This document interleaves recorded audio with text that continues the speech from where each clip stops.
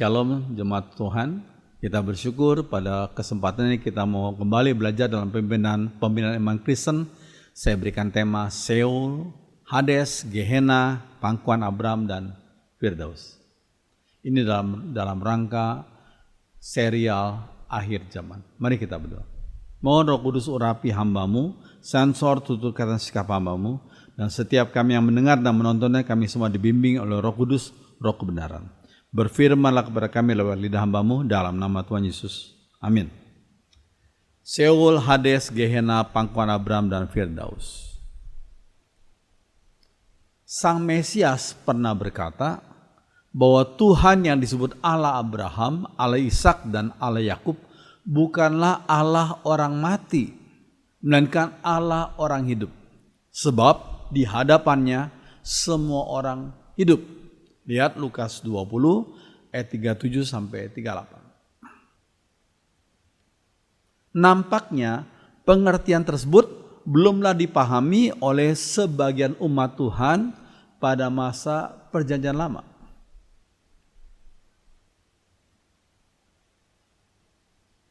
Nah, dalam bahasa Ibrani, kata alam maut dalam terjemahan Alkitab Bahasa Indonesia ya, itu kata alam maut disebut Seol, digambarkan sebagai suatu tempat yang luas bernama underworld, di bawah bumi, yang pada masa Perjanjian Lama dipercaya sebagai tempat tinggal jiwa-jiwa orang yang sudah mati dalam kondisi tidak sadar, seperti yang dikatakan oleh pemazmur.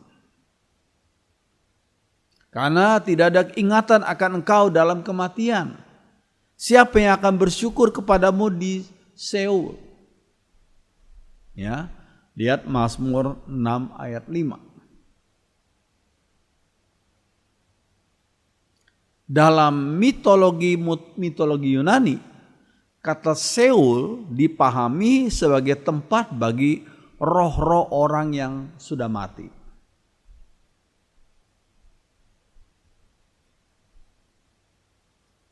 Nah, Raja Hizkia menggambarkannya dengan dada yang sendu. Sebab Seol atau dunia orang mati tidak dapat mengucap syukur kepadamu, dan maut tidak dapat memuji-puji engkau. Orang-orang yang turun ke lubang kubur tidak dapat mengharapkan kebenaranmu. Lihat Yesaya 38 ayat 18 dalam terjemahan dari Interlinear Bible ini. Ya. Sebagai umat Tuhan, pemazmur yakin bahwa Tuhan tidak akan menyerahkan jiwanya di Seol. Lihat Mazmur 16 ayat 10. Allah akan melepaskan jiwanya dari cengkraman Seol. Lihat Mazmur 49 ayat 16.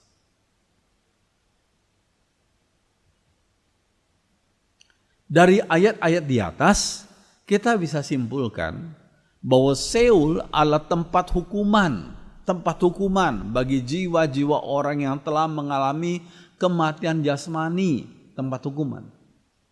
Sehingga mereka, karena itu tempat hukuman, sehingga mereka yang masuk ke dalam tempat hukuman itu, sehingga mereka yang berada di Seol itu tidak akan bersyukur kepada Tuhan.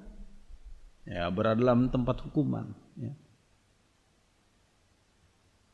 Namun jiwa umat Tuhan dalam Perjanjian Lama tidak akan diserahkan ke dalam Seol. Jiwa mereka ke surga. Seperti yang dialami oleh contohnya lah Nabi Elia. Lihat 2 Raja-Raja 2 ayat 11b.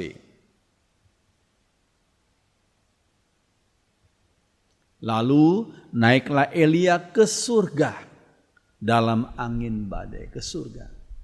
Ya, yang kita lihat ini Nabi Elisa melanjutkan Elia yang diangkat hidup-hidup oleh Tuhan ke surga. Ya, jadi saudara sekalian, siapa saja yang di surga dalam Perjanjian Lama? Apakah hanya Nabi Elia?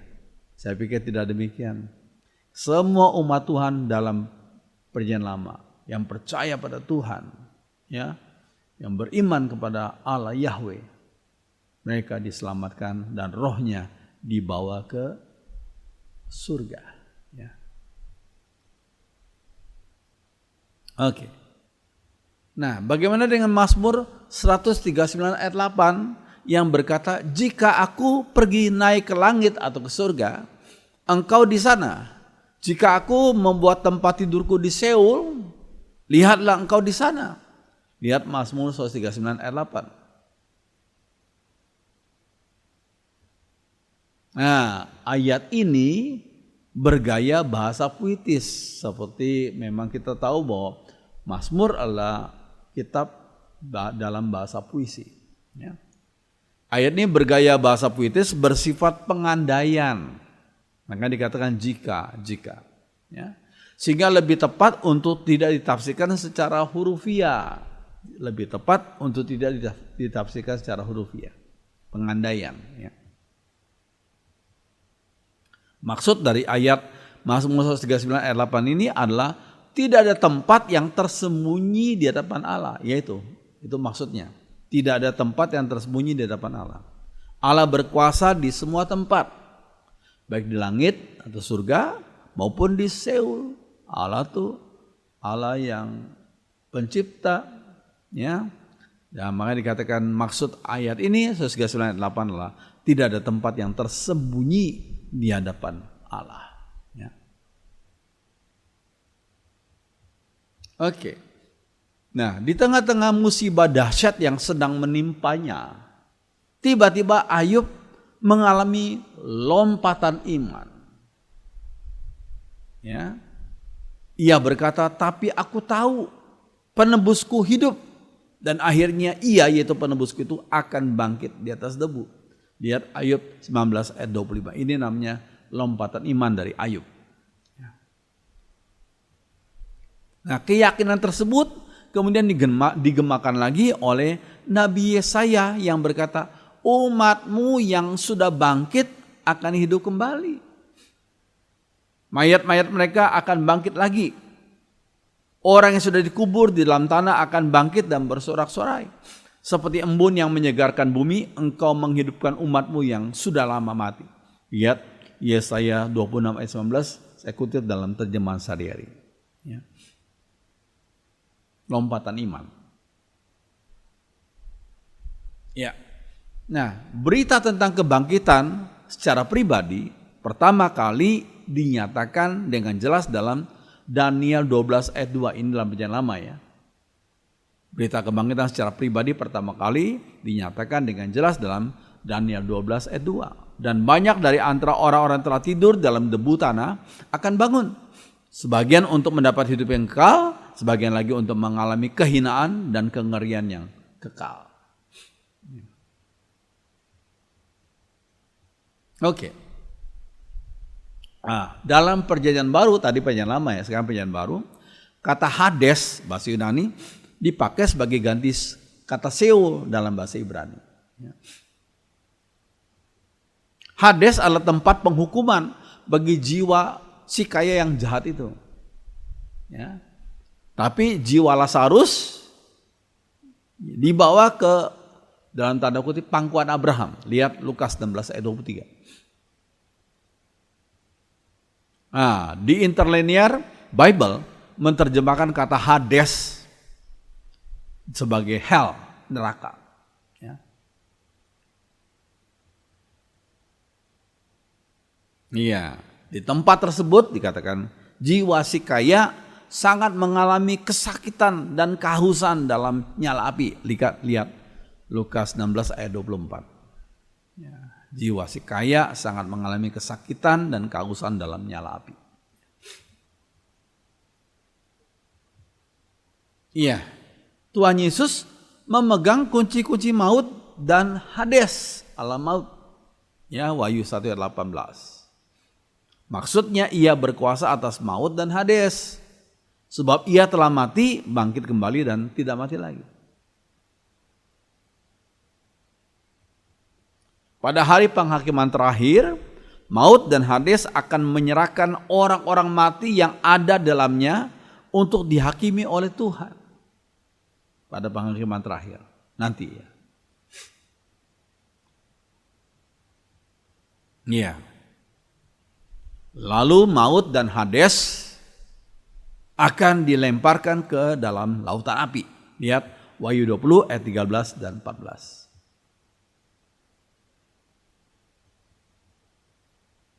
Iya. Selain Hades, Perjanjian Baru juga memakai kata lain, yakni Gehenna. Gehenna. Untuk menyebut tempat hukuman bagi jiwa orang berdosa. Gehenna. Dan jika tanganmu menyesatkan engkau, penggalah, karena lebih baik engkau masuk ke dalam hidup dengan tangan kudung daripada dengan utuh kedua tanganmu dibuang ke dalam neraka, dalam bahasa aslinya Gehenna, ke dalam api yang tidak terpadamkan. Lihat Markus 9 ayat 43. Selain kedua ayat tersebut, kata Gehenna yang selalu diterjemahkan sebagai neraka dipakai juga dalam Matius 5 ayat 22, 29, 30, Matius 10 ayat 28 dan selanjutnya.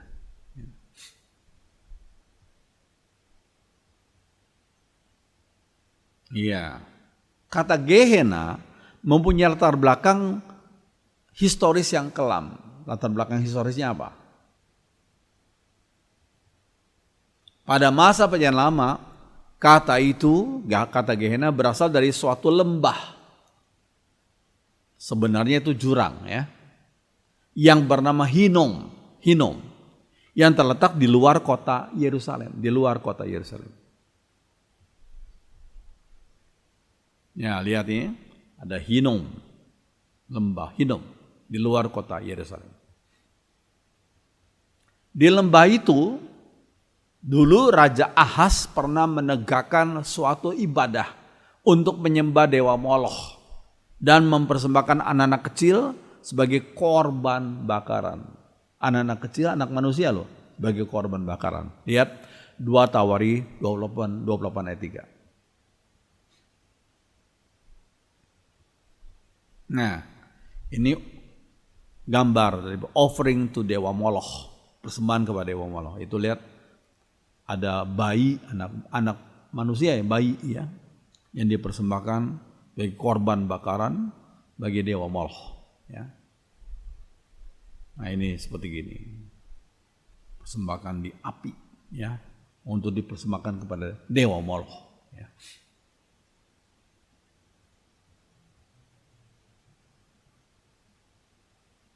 Nah, perbuatan itu diikuti oleh Raja Manasye. Lihat 2 Tawari 33:6.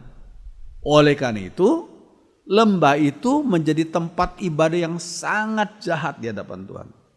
Dan salah yang dilakukan oleh bangsa Israel dalam penyembahan berhala. Ya, yang membuat Tuhan sangat jijik. Ya, Valley of Hinnom. Lembah Hinnom. Ya, ini sekarang pemandangan zaman sekarang ya. Oke. Nah, pada masa reformasi agama yang dilakukan oleh Raja Yosia, ia menajiskan Tofet, yakni tempat penyembahan dewa Moloch di lembah Hinnom itu. Ya. Dengan demikian gak ada lagi orang yang dapat mempersembahkan anaknya sebagai korban bakaran untuk sang dewa Moloch ya. Lihat 2 Raja 23:10. Sejak saat itu lembah ini dijadikan sebagai tempat pembuangan dan pembakaran sampah bagi masyarakat Yerusalem, karena letaknya di luar Yerusalem ya. Dikatakan bahwa di tempat itu ulatnya tidak akan mati dan apinya tidak akan padam. Lihat Markus 9 ayat 46.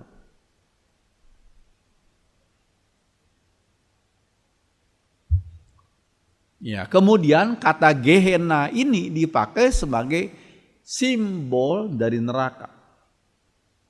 Tempat di mana orang-orang jahat akan dihukum dalam api untuk selama-lamanya. Jadi kita bisa simpulkan bahwa kata Seol dalam Perjanjian Lama, Hades dalam Perjanjian Baru, dan Gehenna sebenarnya menunjuk pada tempat yang sama, yakni tempat penghukuman bagi jiwa-jiwa orang yang jahat.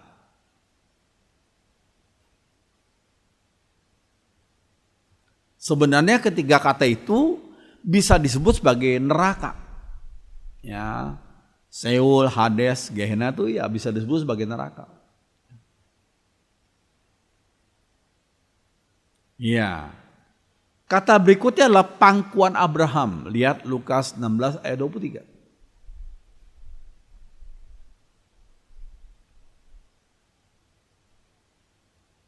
Iya.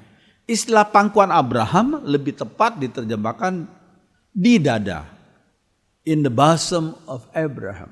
Di dadanya Abraham. Jadi istilah pangkuan Abraham lebih tepat diterjemahkan sebagai di dadanya Abraham. Maksudnya apa ya? Untuk memahami istilah ini, kita perlu mengetahui cara orang Yahudi waktu itu untuk makan malam bersama. Lihat caranya gimana ya.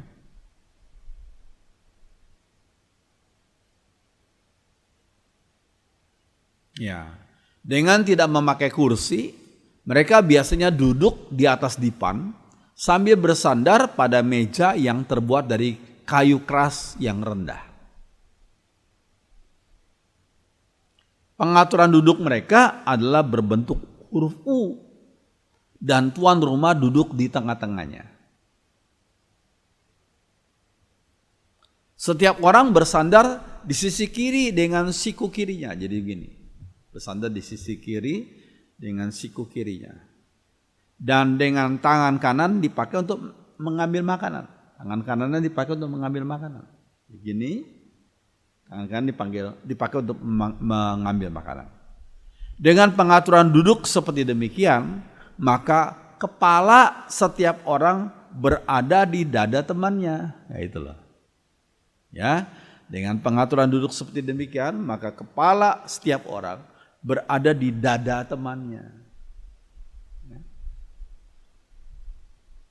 Ya, biasanya orang yang duduk di sebelah kanan dari sang tuan rumah, duduk di sebelah kanan dari sang tuan rumah, yakni yang berada di dadanya, sebelah kanan ya berarti dia bersandar di dada saya.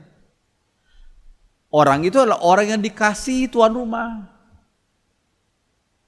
Ya, lihat bandingkan Yohanes 13 ayat 25. Rasul Yohanes bersandar di dada Tuhan Yesus waktu mereka mengadakan perjamuan malam yang terakhir.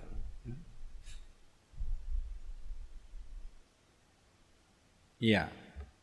Jadi istilah di dada Abraham berarti adanya persekutuan yang erat dan istimewa antara Bapa Abraham dan Lazarus di perjamuan sorgawi.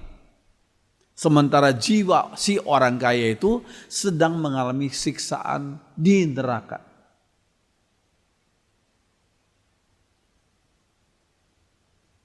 Ya, ini gambarnya si orang kaya yang pernah hidup itu dalam perumpamaan Lazarus yang miskin itu, karena tidak percaya pada Tuhan.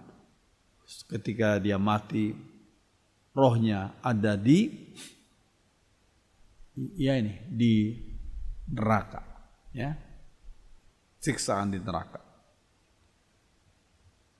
Abraham disebut sebagai bapa orang beriman. Lihat Roma 4 ayat 11.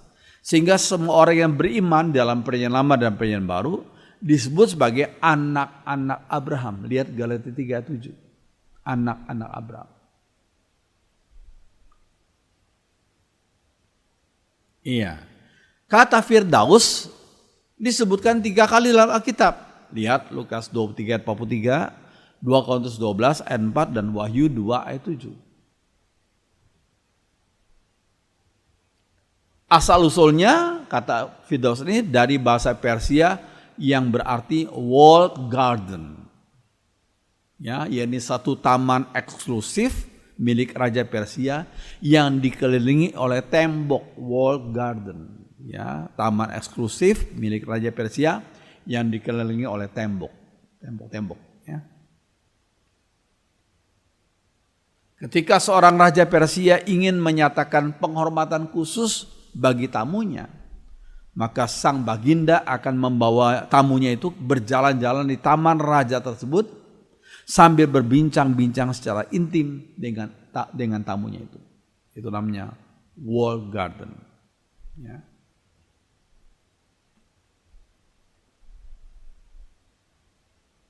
Lalu kata Firdaus ini, walled garden ini, diadopsi oleh umat Tuhan untuk menyatakan suatu taman surgawi dalam tanda kutip.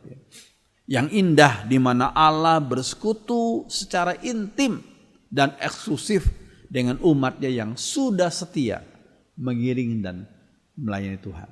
Jadi kata pangkuan Abraham dan Firdaus sebenarnya menunjuk pada satu tempat yang sama, yakni surga.